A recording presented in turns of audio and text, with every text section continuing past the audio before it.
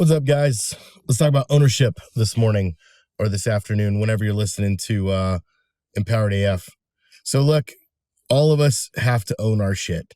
And I would say that this is the dominant belief that a man has to have before he can actually do the work he needs to do in order to be fully successful in life, period. I got a lot of guys on here that are listening because they want to learn how to restore their marriage. They want to learn how to save their marriage.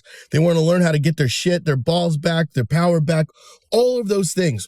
And what I find it interesting is when men take the moral high ground and say, well, I wasn't as bad as my wife, and so therefore I don't really need to own anything. Or they say, well, I've owned some things, or I've owned what I'm supposed to do. And I asked them, I said, well, what did you own? Well, I owned that one time I yelled at her, or I owned that I wasn't always the best husband, or I owned that I was, whatever. I'm like, bro, that's not ownership. Ownership is a lifestyle. And that's why we're in episode 3 now of the lifestyle of ownership of, AF 2.0 here. And we've got a series of, I believe we're gonna do 5 of these. And this is a reminder to you that ownership is a lifestyle. It's something you do every fucking day. It's something you do in every dimension of your life. And ownership is extreme. There's a great book by Jocko Willink called Extreme Ownership. And a lot of my philosophy around ownership has come from that. And it was a military point of view that really helped me understand that if I take high levels of ownership, I can be a good leader. And that's my mission. That's my motivation is I want to be a leader in every dimension of my life. I don't want to sit back and wait for other people to do stuff. For example, I signed my son up for baseball a couple of weeks ago, and they sent out, the team information, but apparently we had no coach. Now, most parents just bitch and complain. We don't have a coach. Who's going to do it? We don't have practice fields. Who's going to do it? And so I said, you know what? As a guy who believes in ownership, and even though I'm running, a really successful company and I've got a lot on my plate, I don't really have time, quote unquote, to do this. I'm going to step up and I'm going to own my shit with this team. And I'm going to say, you know what? Hey guys, I raised my hand. I said, I'll be the coach. I'll help coach this team. I'll help get together what it is that we need to do. And so my wife and I got together and started finding practice fields and doing those things. And you know what happens is people complain. People bitch. Well, the time isn't right. Well, the park isn't right. Well, this isn't right. And I'm like, dude, just own your shit. I did. I stepped up to the plate and you didn't do shit. And that's what so many men do is they bitch and complain about what their wives do and how it's never good enough and all these things. They bitch and complain about their job and how it's not good enough. They bitch and complain about their car. It's not good enough. Their kids, they're not good enough. Their life, it's not good enough because they don't want to own their shit. Men, it's time for you to put down the baby talk. It's time for you to stop being a wimp. It's time for you to stop being a little bitch and start to own your shit. Guys, a lifestyle of ownership isn't just something you do one time. It isn't where you go, I'm sorry for what I did. That's not ownership. Ownership is taking complete responsibility for something. I posted something in the Facebook group a couple weeks ago, and I'm going to do a podcast on it. And I said this thing, I said, there are no such thing as bad marriages, only bad husbands. And oh my gosh, you would have thought that I just said that there's no such thing as God. I mean, men were coming out of the woodwork fighting me on this stance because they were so offended that their marriage that failing of the marriage was their responsibility.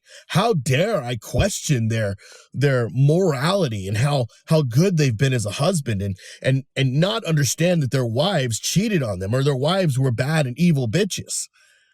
Man, it's time that we own our shit. And when I look at that statement, I'm going to unpack that whole thing for you guys. This is going to be a fun episode. I'm going to unpack that in a couple of weeks. But think about this. Is that if you are a man who decides to take responsibility for whatever happens to him, that if you follow our mantra, we say, I am responsible for my wins and my losses, no matter what. That if you're a guy that decides to do that, you're a guy who decides to win. Because men who blame it on other people, men who cannot take responsibility, not for other people's actions, but for the circumstance and where they find themselves. If they can do that, they will win. And until then, you will always struggle. See ya.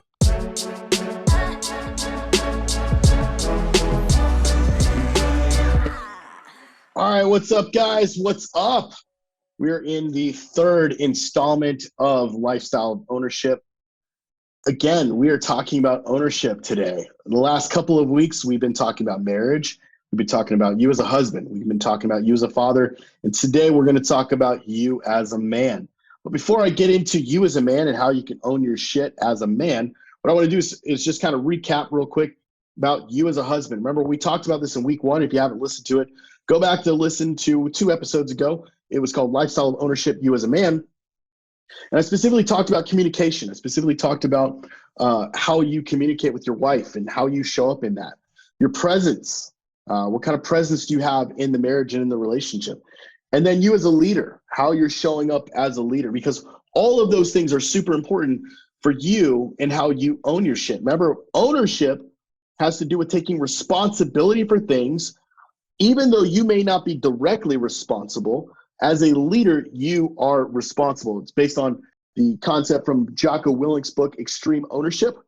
And I am proud to say that since installing extreme ownership into my life personally, every area, every dimension of my life has increased tenfold. And that's not because, well, to pat myself on the back, but it's to take ownership for no matter what happens in my life. Whether I win or lose, I am responsible. It doesn't matter. It's not on she, it's on me, right? That's why we say to you guys, don't hit the she button, hit the me button.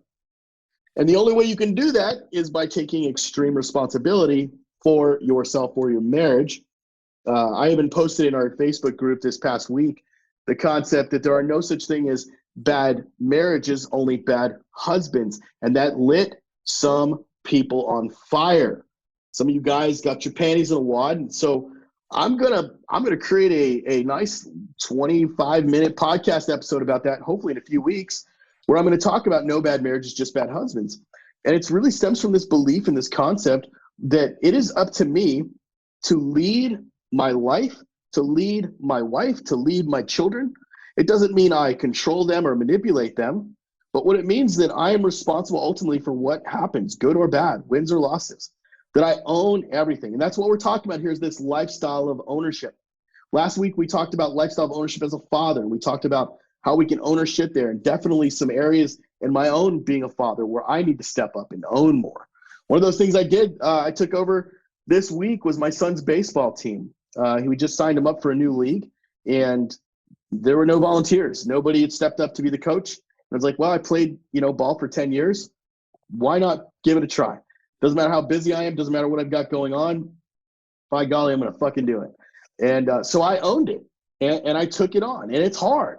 Got to find practice fields. Got to email and communicate with 15 different parents, and everybody's got different schedules. And no one wants to be on the same page. It seems like sometimes, but that doesn't matter. I owned it, and I'm going to continue to own it. And I'm going to be challenged in my leadership, and it's going to be fun.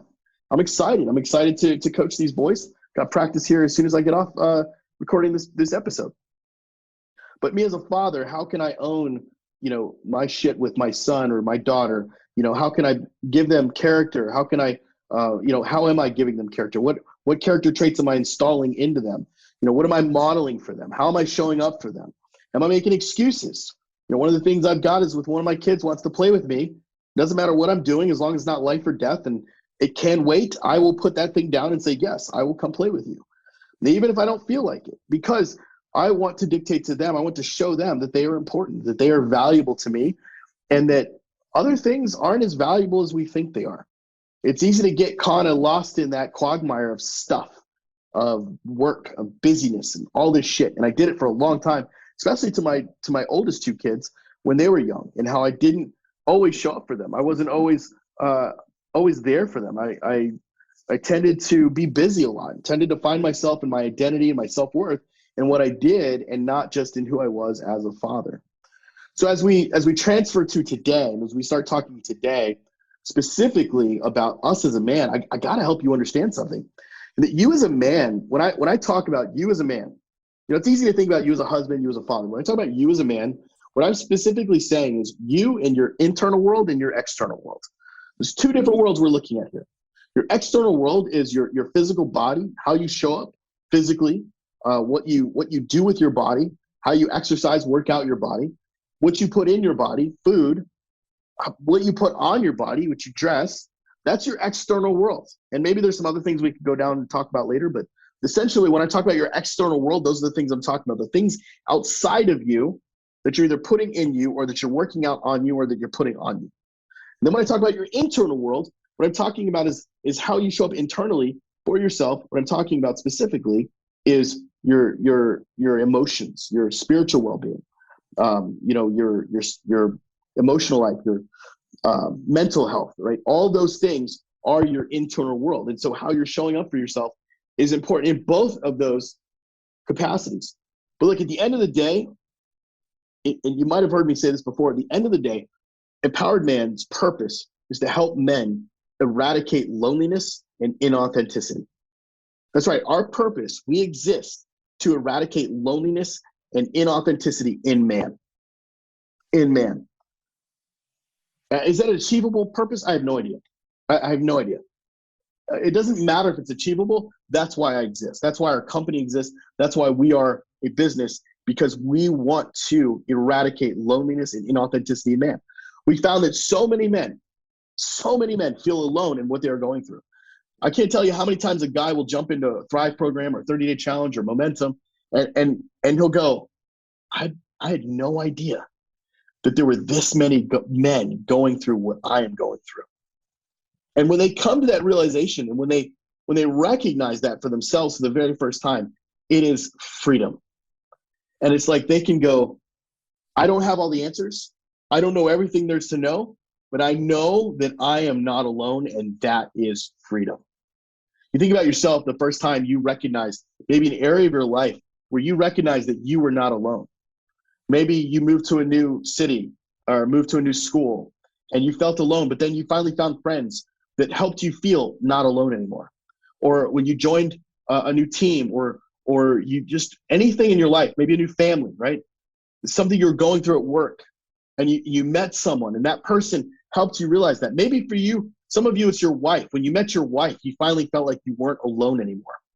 And now some of that's being taken from you and you don't know what to do with that. So we want to talk about you and your internal world. Specifically, what I want you to think about is your emotions and your feelings and your needs. So many men we talk to really have no idea, number one, what they need emotionally, what they need physically. They have no idea what they need. So they can't articulate those needs. And if a man can't articulate his needs, he cannot emotionally connect with his wife, with his woman, because she craves that. But if he doesn't know how to articulate that, if he doesn't know how to communicate that to her, he's missing something. He's missing something. And that is the emotional connection that happens when a man is vulnerable with his wife. And so I need you to be looking at your internal world and say to yourself, is like, am I articulating what I need? Do I even know what I need? First of all, do I know what I need? And am I articulating those needs in a healthy way to my wife? So many guys, they go, well, I told her what I need. And I was like, well, tell me how you did it. They're like, well, I said, I need you to blah, blah, blah, blah, blah. And I'm like, yeah, I don't know if you communicated that properly. And that's because a lot of times we just like grunt at our wives. We don't actually communicate with them. We don't actually have a conversation with them. We just yell, feed me food, give me sex. Right? That's how we deal with our communication. And so articulation looks like taking the emotion and the feeling and the words and all those things and putting it into communicative things like words, and putting it in such a way that the person who is on the receiving end of this communication can actually hear what you are saying. And when they hear it, they're able to then logically process it and then respond, hopefully in a healthy way. Now, if you do it correctly, and what I mean by that is that you share from a vulnerable place, most of the time, not all the time, most of the time, your wife will reciprocate. Now, here's the exception to that rule: when she is not a safe place. If you are going through something where like your wife is having an affair, Your wife has said she doesn't want to be married to you anymore. Your wife has literally filed for divorce. She is not a safe place. She is not a place for you to share those type of emotions. So next, I want you to think about physically. How are you showing up physically for yourself? It's super important and imperative that we get a hold of our bodies physically. If we aren't working out, if we aren't paying attention to our physical bodies, what do we have to give? What do we have to give people in our life? What I mean by that is that if physically your body is not in a healthy place, it's hard for you to show up emotionally, right? If you feel weak physically, it's very hard for you to show up emotionally. If you think about how men posture themselves, how they carry themselves, right? We actually can feel powerful. You feel powerful when we stand, right? When we are having sex, the power comes from the erection. It comes from our arms, our body, our legs, our butt, right? Like thrusting, all those motions, that is where that power comes from. But if you are so overweight and so out of shape that you can't physically have sex with your wife, I'm not here to judge you because I've been that way. But I am here to tell you, you got to wake the fuck up, because your physical body plays a role in how you are showing up in the world. Now, I'm not here to shame anyone because I myself have my own issues. But I will say this, is that in my own issues, I continuously work on those things. So I don't care what you think of me. I don't care if you think, oh, you're so overweight or you're this or that or whatever. I know what I'm doing on a daily basis. I know where I'm at on my plan, in my trajectory, in my path, and it's my journey, and I'm living that journey. But my encouragement to you, and the encouragement I have to myself, is to continuously become the person I want to become. And the person I want to become has nothing to do with chiseled abs, has everything to do with a man that has passion in his belly, that has fire in his bones, that has the agility and the ability to show up for his kids, to go practice baseball, or to ride his bike with his kids, or to do whatever, to have energy and go full force 9 to 5, and then afterwards hang out with his kids and do what he's got to do, or be with his wife, or go live an adventure, go hunting, go doing whatever those things are, because he's got physical things that he's done, that he's doing for himself. And so when I think about your external body and like, what am I doing for myself in the gym? Am I taking care of myself physically? Am I showing up that way? Because if you're not owning that, guys, if you're not owning yourself physically and what you're putting in your body, you're decreasing the amount of life you have to give. And so for me, ownership for me looks like finally a year and a half ago going, you know what? Enough is enough. I'm not going to diet. I'm not going to, what I'm going to do is find something that works for me in a way that I can add 20, 30, 40 years to my life. So it's not about just like losing weight. It's not about even just getting stronger. It's about having energy for the rest of my life. It's about adding years and decades to the rest of my life by becoming healthy.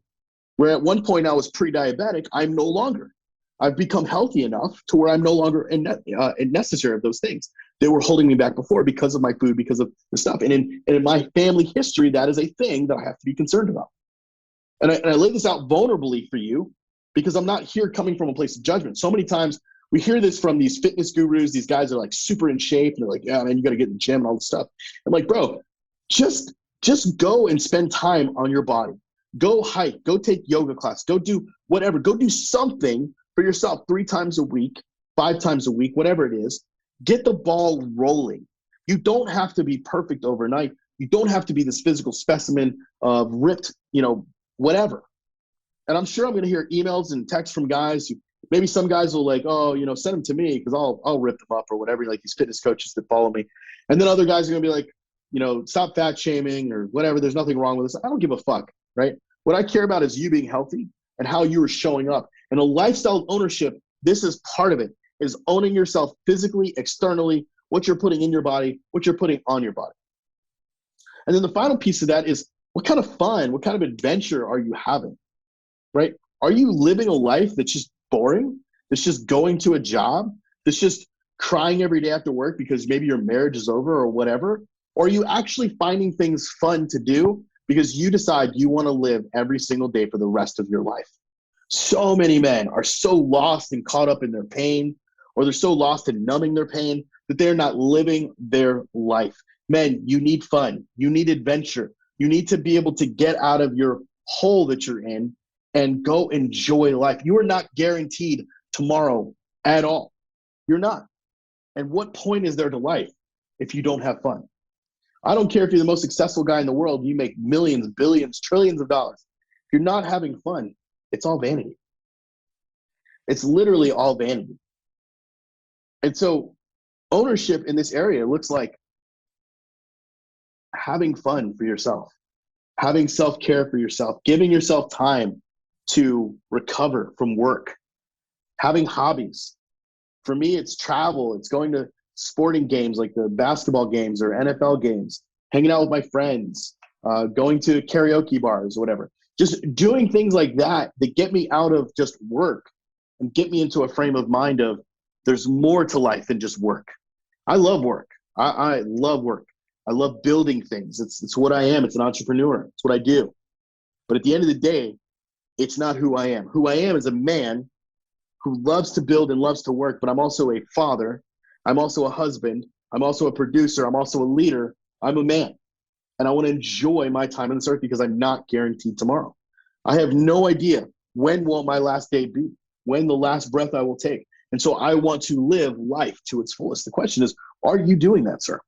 Are you living life to your fullest? Are you owning yourself as a man? Are you coming to the table every single day and saying, I'm going to lay everything on the line?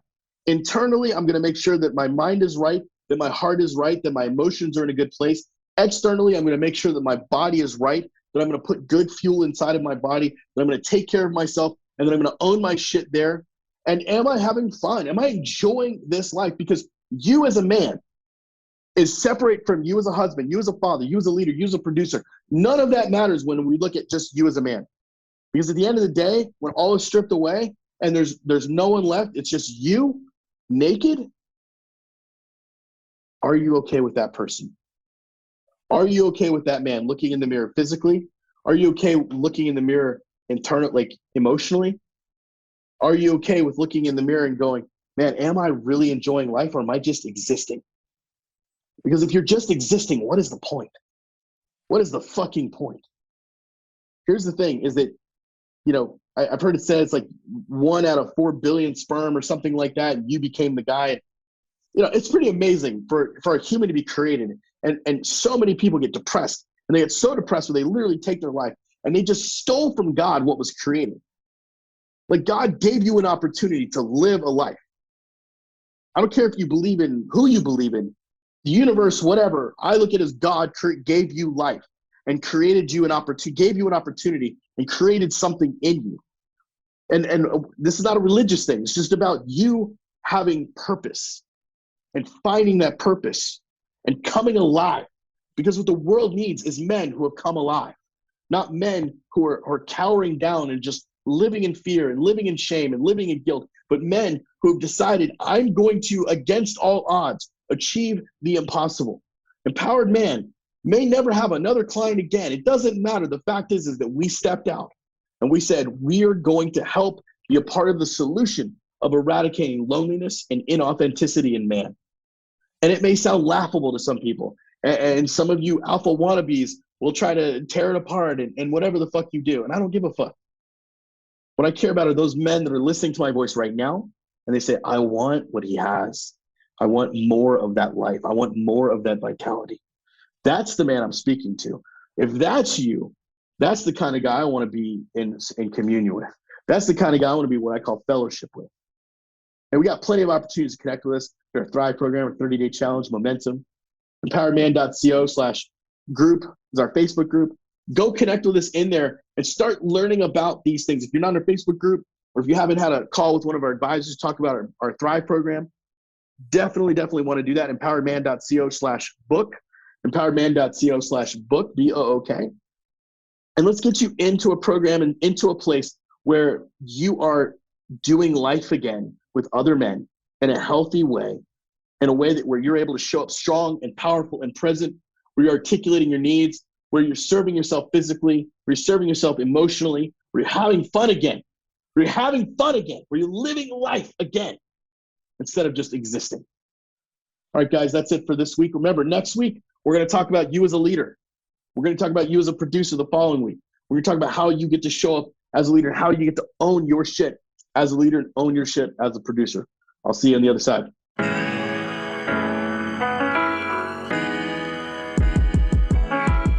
Welcome to the Bourbon Moment. Join your host, M. Sizzle, J-Dub, and Mandrew as they sip on some bourbon and spit some truth. Welcome to the Bourbon Moment. I mean, I'm finally on the double dose train, and man, dude, do you ever get the sweats when you do yours? Yeah. Okay, cool. I wasn't sure if that was normal because I was in the bathroom the other day, and man, I did it, and I was sitting there, and I was like looking in the mirror, and I had to give myself a pep talk. I was like, "You're good." I was like, "You're good." As I'm like dripping in sweat, of like, dude, that could be a scene from a movie too, because it's so much more challenging. We got to let our audience know what the fuck you're talking about right now. So We're talking about TRT. TRT, hormone replacement therapy, that we all three of us are on from our prescribed by our doctors. It's very legal, and they take specifically shots. I do the cream because I'm a pussy. I'm not going to stick a needle in my ass, so I do cream twice a day. It's great. Die, brother. Die. Yeah, wherever, your thigh, your ass, it doesn't matter. The fact is, you're sticking yourself with a needle. I'd rather rub cream on my balls. It's way more pleasant every day. Well, you know what, man? I actually had a guy in my apartment. He was scared to do it, so I said, "Dude, come on down. I'll do it first. I'll show you how it's done, and then why don't you come on do it?" He's done it, and now he's all fine. And I literally texted Joey today a picture of where I did it on my thigh because he was saying that he's had some soreness where he's been pinning. And now I'm, I guess, 9 months into it. Like I found that sweet spot for myself, which is like, I guess like right on the outside. Yeah, right on the outside, right in that, like that meat of the quad. So I found that like I have no blood, never like I'm aerating fine every time, and it's just boom, fine, no problem every time. See, I think I'm going to try that today. Because my last time I've only had that response once, but it's reassuring to know that that's something that happened. Yeah. Because I was sitting there in the shower, like looking in the mirror. I was like, I've never passed out before in my life, but I can imagine that's close to what it feels like. Okay, but what do you say are the benefits of sticking yourself versus the cream? Is it because you only have to do it once a week? Like, what are your thoughts on that? Twice a week? My thoughts, twice a week for like the specific dose that we're both on. So going intramuscular versus using the cream. The cream, I don't remember what the word is, but it's not subcutaneous. But going intramuscular, the body shuttles it into your bloodstream faster. And the faster it gets shuttled into your bloodstream, the greater the benefits are. Since I've been on it, I've seen a better overall experience with my mood, my sleep. My recovery is getting better, but I'm also training a lot harder. And the byproduct of that is the aesthetic side, but I'm not seeing that as much. I mean, it's easy for me to get fairly lean, but as far as like the quality of sleep and the cognitive process, I think those have been like the two biggest ones, because I mean, sleep affects so many things. And the days that I get better sleep, like currently my low days were in the past my high days. Like I was averaging like 68s. And for people that don't know what that is, this is based off an Oura ring. My average was like 68 for sleep. And I was getting like 20 minutes of deep sleep and like no REM. And now I'm getting like an hour and a half of deep sleep, 2 hours of REM, and like some optimal scores. Like I think I've gotten three out of 7 scores in the last week were optimal. Yeah. Yeah. So, and I know you're going to go into the growth hormones and the peptides soon, right? Like that's what our doctors are saying. Joey and I use the same guy. And the peptides even send it further, right? So obviously testosterone is extremely key. The DHEA is extremely key. But when you go into muscular, right, it gets right into your bloodstream. Like your muscle just sends it there because it wants to repair that muscle that you just shot it into. Where the cream, it takes time to secrete through the skin and then into your bloodstream. So it's just a faster, more direct injection for the testosterone. Now, everything else is subcutaneous, which is fat. So like the needles are only like this big. They don't hurt. I go right into my obliques, like right into that fat region. And man, the peptides, if you're doing tests and you feel good on test, wait until you get to the peptides. Because the peptides, Like I tore my groin, right? You guys saw the pictures. My groin was nasty. I literally tore it right off the pelvic bone. It is repaired, boom, because of the peptides. Yeah. Yeah. See, I haven't gotten on that yet because I appreciate you sharing that because I'm intrigued by it. But my thing is, I want to do one thing and get as far as I can with that before I add anything. Because I have the ideology that if I do all of these things, like what comes next? Right. And like I would rather do less is more. I'm intrigued by a lot of the things that they shared with me. But I want to see how far I'll get with the tea, just the raw tea, considering like just from the previous company I was using, I'm not going to mention them here, but I'm doing a juicy YouTube video when I share my whole experience about it because it was horrible. Like the company that I was working with compared to the company I'm with now, and what we plan on doing as well in the very near future or future, dropping that as an anecdote. We can reference that later on. Just the quality of life, like, and the ability to feel better with not doing as many things. Granted, I'm not going to lie, it is challenging to go intramuscular. Like for me personally, it is. And it's not the concept of like pinning. It's more, I think it's more of a mindset type thing. Just because I've seen so many people that were close to me in the past use that type of method for the wrong reasons. Because I have a lot of friends that were professional in like the bodybuilding realm. Man, I used to see these guys blast and cruise.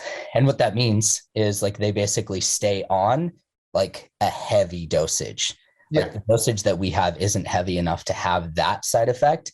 But theirs, I mean, I was seeing them do like 3 or 4 like needles full of like different things.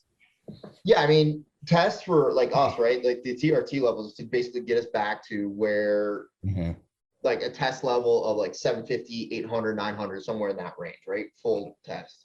Yeah. And if it goes double that. Yeah, dude, Mark's is fucking I know he is. super I'm high. 1500, baby. Mark's just like, so like, you know, even like if I go do a competition for powerlifting, I'm going to test fine. Because what they're looking for is anywhere between 1500 and above, because that's where true performance is happening, right? Bodybuilders looking for anywhere for, I believe 2000, 3000. And that's nuts, man. You actually have the adverse reaction. You don't feel that good. Your testosterone's too high, so your estrogen levels go through the roof because your body, when it has too much testosterone, turns into estrogen. So all those things start happening, and it's just like, well, why do you do to yourself to have those big, huge muscles? But then exactly what you're filling it with is killing it at the same time. So you have all those estrogen blockers and everything else, you know, like D-bol and all that type of stuff.